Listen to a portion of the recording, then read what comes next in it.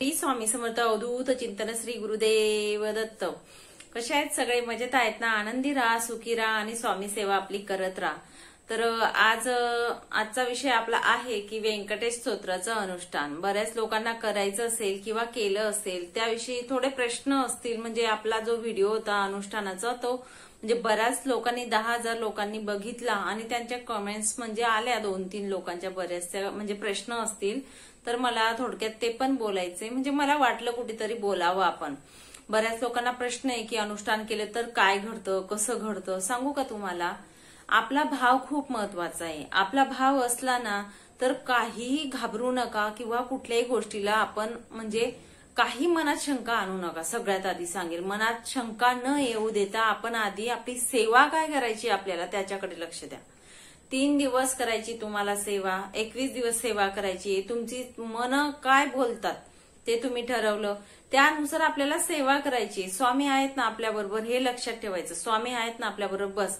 आणि येऊन येऊन कोण येणार आहेत? भगवंत आले पण तर किंवा घडलं पण आपल्या बरोबर तर काय होणार आहे ही आधी आपली मनाची तयारी करून घ्या. तर भगवंत येणार आहेत आपल्या घरी, काही दुसरं कोणी येणार आहे का? दुसरं काही घडणार आहे का? आपल्याला हे लक्षात घ्या की कुठलीही सेवा करत असताना आपली परीक्षा घेतली जाते. हा शब्द लक्षात ठेवायचा आपण. भगवंत आपल्या समोर येणं म्हणजे खाऊ नाहीये त्या गोष्टीचा. ठीक आहे, हे सगळ्यात आधी लक्षात घ्या. भगवंत व्यंकटेश भगवान, बालाजी भगवान आपल्याला भेटायला येणं म्हणजे ती खूप मोठी गोष्ट आहे. त्याच्यासाठी आपल्याला परीक्षा ही द्यावीच लागेल. आपले कर्म, आपले भोग, आपले काय आहेत ते त्याच्यानुसार आपल्याला त्रास जर होत असेल एखाद्याला काय म्हणजे एका ताईंचा फोन आलेला मला, ताई मी 2 दिवस केली व्यंकटेश स्तोत्रांची सेवा, तिसऱ्या दिवशी माझी हिंमत नाही झाली करायची, सेवा करायची. तर त्रास खूप होतो, मला असं होत होतं, मला तसं होत होतं. बऱ्याच लोकांचं म्हणजे वेगवेगळं होतं. बऱ्याच लोकांबरोबर सांगू का आपले मागच्या जन्माचे किंवा काय भोग असतील किंवा काय असेल आपल्याबरोबर काय घडेल. फक्त तुम्हाला एक सांगेल की काही वाईट होणार नाही हे लक्षात ठेवा. वाईट मात्र काहीच होत नाही हे लक्षात ठेवायचं. आपण करायच्या आधीच लक्षात ठेवायचं जे काही होईल आपल्यासोबत वाईट कधीच होणार नाही. आपल्याला ती परीक्षा असते आणि परीक्षेमध्ये आपण 3 दिवस जर आपण सेवा करणार आहे तर 3 दिवस आपली परीक्षा असते. 3 दिवस आपण परीक्षेत बसलेलो असतो हे लक्षात घ्या. मी कळकळून सांगेल तुम्हाला, ज्यांना कोणाला सेवा करायची असेल त्याने लक्षात घेऊन घ्या. मनातले प्रश्न असतील ना तुमचे त्याचं आज मी म्हणजे इथे थोडक्यात मला जेवढं समजवता येईल तुम्हाला तेवढं मी समजवण्याचा प्रयत्न करेल. तर माझा जो अनुभव होता तो मी शेअर केला, त्याला खूप लोकांनी प्रतिसाद पण दिला आणि बरेचसे प्रश्न पण असतात मनामध्ये. हे बघा, पहिल्या दिवशी अनुभव आपलं मन जर स्थिर असलं आणि व्यवस्थित आपल्याला सेवा करायची हा निश्चय जर आपण घेतला पहिल्या दिवसापासून आपल्याला अनुभव येत असतो. आपण जर मन स्थिर नाही ठेवलं किंवा आपण एकनिष्ठपणे बसलोच नाही तर आपल्याबरोबर कसं काय अनुभव येईल आपल्याला. आणि नॅचरल काय मी ते तुम्हाला सांगेल. कान आपले उघडे असतात. आपण जरी सेवा करत असलो, आपण जरी वाचत असलो, वाचन व्यंकटेश स्तोत्रांचं चालू असतं, कान मात्र आपल्याला ऐकू येईल ना. आपल्या आजूबाजूला कोणीही फिरत असलं ही नॅचरल आहे तर आवाज येईल आपल्याला आणि आपल्याबरोबर काय घडत असतं हे पण आपल्याला लक्ष ठेवायचं असतं. सगळ्यात महत्वाचा पॉइंट काय तो मी तुम्हाला सांगते नंतर. त्यामुळे व्हिडिओ पूर्ण बघा हा आणि तुमच्या मनातल्या ज्या शंका असतील त्या निघून जातील. मग तर सगळ्यात आधी आपल्याला हे मन करायचं की आपल्याला स्थिर बसायचंय, आपल्याला सेवा करायची हा निश्चय करायचा आहे आपल्याला. महाराज आपल्या सोबत असतात, महाराजांना सांगून द्यायचंय. संकल्प करतो आपण, संकल्प करतो तेव्हाही बोलत असतो की व्यंकटेश भगवान माझ्याकडनं तुम्ही सेवा करून घ्या. ते सेवा करून घेतात पण आपली पण तयारी तेवढी ठेवायची, आपला पण सपोर्ट तेवढा ठेवायचाय. होईल कोणाकोणाला पाय दुखतील, पायांना मुंग्या येतील, कोणाकोणाच्या पाठीवरती वेगळाच कोणी टोचेल, कोणी म्हणजे असं कोणी बोलतं मला सापच दिसला, कोणी बोलतं मला हेच दिसलं. होईल पण तुम्ही त्या परीक्षेमध्ये पास होतात किंवा किती उत्तीर्ण व्हायला तुमचा प्रयत्न किती आहे ते भगवंत बघत असतात. भगवंत येणार आहेत, बालाजी भगवंत हे लक्षात ठेवायचंय. ते काही आपली साधी सोपी परीक्षा किंवा साधं काही नाहीये हे लक्षात घ्या आधी की आपल्याला भेटायला आपल्या घरात भगवंत येणं म्हणजे खूप मोठी गोष्ट आहे. त्याच्यासाठी आपली परीक्षा पण तेवढी मोठी राहील. आपलं कर्म आपलं जर मन शुद्ध असेल, कर्म असेल, मनाची सेवा एकनिष्ठ असेल, सगळ्यात मी महत्वाचं सांगेन तुमचं कर्म जर खूप सुंदर असेल तर भगवंत पण तुमच्याकडनं सेवा करून घेतील, हे लक्षात घ्या. सेवा करूनच घेतील. त्यामुळे तुम्ही मनात शंका आणू नका. पहिलं तर शंकाच आणू नका, शंकाही आणायची नाही, घाबरायचं नाही. फक्त आपली काय की आपल्याला सेवा मात्र करायची पूर्ण. भगवंताला सांगायचं, आपण सांगितलेलं काय असतं की माझ्याकडून सेवा करून घ्या. मग ती आपल्याला करायची सेवा. आपल्याला सेवा करायची तर आपल्याला परीक्षा द्यावी लागेल, आपल्याला त्रास होईल, आपल्या काही गोष्टी होऊ द्या. त्या गोष्टी करण्यासाठी आपल्याला तिथे स्थिर राहावं लागेल एका जागी. मेन म्हणजे तुम्हाला उठायचं नाही त्या जागेवरून.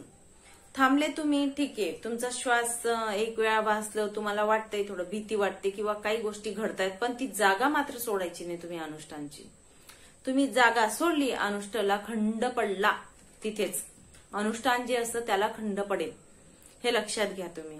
त्यामुळे सगळ्यात आधी महत्वाचं काय आहे, खंड पडायला नको. आपण एका मॅटवर बसलेलं असं, ती मॅटवरून उठायला नको. तुम्ही उठले म्हणजे खंड पडला, संपलं. मग तिथेच आपलं पारायणचं जो आपण संकल्प केला असतो तो. त्यामुळे तुम्हाला सांगेल, आलं ना, घाबरले ना, सरळ हात जोडायचे आणि आपण भगवंताशी बोलायचं एकनिष्ठ होऊन. आता चातुर्मास चालू आहे, म्हणूनच म्हणजे माझं असं होतं की बऱ्याच लोकांना अनुष्ठान वगैरे करायचं असेल चातुर्मास मध्ये तर नक्कीच करा. स्वतः अनुभव घ्या. 21 दिवस होत नसेल तुमच्याकडनं, 3 दिवस करा अनुष्ठान. 3 दिवस पण भरपूर होतात. तुम्ही छोट्यापासून सुरू करा, 3 दिवसापासून सुरुवात करा. आपल्याला सवय नसते ना, आपण काय करतो 21 दिवसाचं करून घेतो. 21 दिवस नका करू, तुम्ही सुरुवातीला 3 दिवस करा. तुमच्याकडनं कसं होतं, तुम्हाला काय वाटतं ते बघा. घाबरायचं नाही. पहिल्या दिवशी आला अनुभव, मला माझं सांगते, पहिल्या दिवशी आला, दुसऱ्या दिवशी 2 दिवस आला, तिसऱ्या दिवशी काही एक त्रास झाला नाही मला स्वतःला. फक्त आपली हिंमत जी असते ना, आपला विश्वास जो असतो तो एकदम म्हणजे स्ट्रॉंग पाहिजे. सगळ्यात आधी मी तुम्हाला सांगेल, एवढा विश्वास पाहिजे ना, भगवंत येणार आहेत, घाबरायचं नाही. हात जोडायचे, सरळ सांगायचं, बालाजी महाराज तुम्हाला आसन असतं, व्हा तुम्ही आसन टाकलेले, बाजूला आसन राहू द्यायचं आपलं, तुम्ही बोला भगवंताबरोबर. तुम्ही बोला की मी घाबरणार, मला तुमची सेवा करायची. तुम्ही मनापासून जेवढं आतुरतेने तुम्ही बोलाल ना, बघा तुम्ही तुमच्यासोबत नक्कीच चांगलं होईल. काहीतरी घडतंय तुमच्यासोबत, वाईट घडतंय, वाईट मनात विचार येत आहे किंवा वाईट घडतंय, तुमच्या काहीतरी होतंय, तुमच्या शरीरावर होतंय, म्हणजे होतंय ना, तर तुम्ही त्या क्षणी हात जोडून बोलायचं भगवंताला, सेवा मला. पण आसन मात्र सोडायचं नाही. 2 मिनिटं थांबून घ्या, थांबा. वाचतायत तुम्ही, वाचन जिथे थांबवलंय तिथे वाचन लक्षात व्यवस्थित, आणि तिथेच डोळे मिटायचे, हात जोडायचे, आणि त्या क्षणी भगवंताला हात जोडून तुम्ही सांगा. आणि वाचन लगेच कंटिन्यू करायचं आपलं पुढचं जे आहे ते. आणि नक्कीच तुमच्याकडनं सेवा करून घेतील, हे लक्ष. पण घाबरू नका. घाबरलं ना, आपली सेवा तिथेच थांबते. मी पण सांगते, मी घाबरली होती.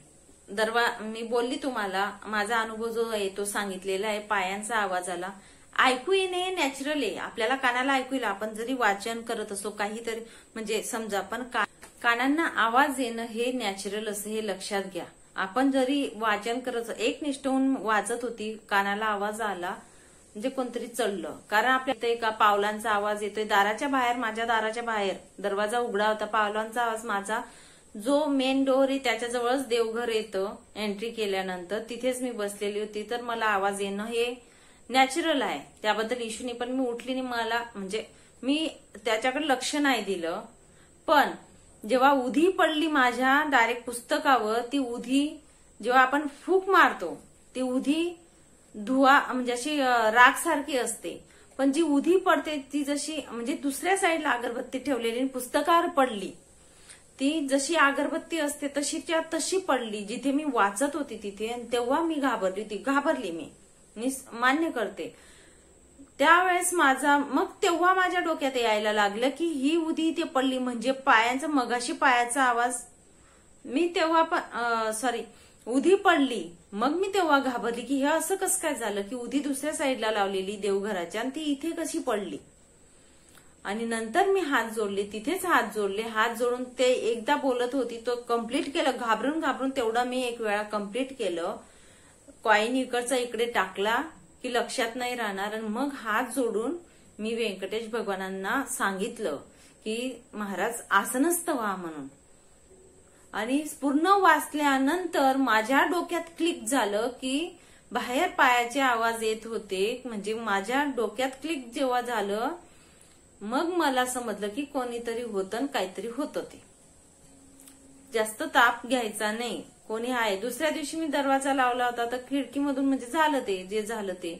पण ज्याला कोणाला जास्तही त्रास होतील त्यांना मी सांगेल, आपलं शेवट कर्मावर असतं. सगळा खेळ जो असतो ना, कर्म असतात आपले, षडरिपू असतात आपल्या शरीरात. षडरिपू जे असतात ते असतात, ते आपल्याला सेवा करू देत नाही. चांगल्या मार्गाला आपण जात असतो ना, ते आपल्याला जाऊ देत नाही. बघा, अजून सुद्धा माझ्या अंगाला काटे येत आहेत तुम्हाला तुमच्यासोबत बोलताना. तर हे षडरिपू आपल्याला सेवा करू देत नाही, चांगल्या मार्गाला जाऊ देत नाही. म्हणून आपण स्ट्रॉंग बनायचं. सगळ्यात आधी सेवा करायची तुम्हाला. आपण स्वतः स्ट्रॉंग बना आणि स्वतः ठरवायचं की कितीही काही येऊ दे, मी आसनं सोडणार नाही आणि वाचल्याशिवाय मी उठणार नाही इथून. बघा, तुम्ही नक्कीच करा. काही घाबरू नका, काही मनात शंका आणू नका. फक्त तुमचा निश्चय ठेवा आणि विश्वास ठेवा की महाराज आहे. महाराजांना बोलायचं, महाराज आपण दोघीच आहोत देवघराजवळ, आपल्याला वाचायचंय. हे लक्षात घ्या. तुम्ही ज्या ठिकाणी देवघराजवळ तुम्हाला शक्य नसेल, ताईंनी टाकलेला होता, तर म्हणजे समजा तुमचं देवघर खाली होतं त्यांचं, मला वरती करायचंय अनुष्ठान कारण खाली कोणीच नाहीये, मग असं घडलं तर मी सांगेल तुमचं देवघर जर खाली असेल, जिथे तुम्ही अनुष्ठान करणार आहे ते रूम म्हणजे स्वच्छ करायचं. आपण गोमूत्र शिंपडायचं सकाळ संध्याकाळ. तिथे आपण पाठ मांडायचा चौरंगावर. बाळकृष्णांची मूर्ती असेल ती ठेवा, फोटो असेल तो ठेवा. अनुष्ठान मांडायचं, दिवाबत्ती आपला लावायचा. जेव्हा अनुष्ठानला आपण बसत असतो तरीही चालेल. मी देवघराजवळ केलं आणि म्हणजे तुम्ही तसंच करावं असं काही एक नाहीये. तुम्ही जिथे अनुष्ठान करणार आहे तिथे मात्र 3 दिवस एकाच ठिकाणी अनुष्ठान करायचंय. एकच चटई घ्यायची, एकच माळ घ्यायचंय, हे लक्षात ठेवायचं. आणि जे रूल आहेत आपल्या अनुष्ठानाचे ते मी सांगितलेले पहिल्या व्हिडिओमध्ये.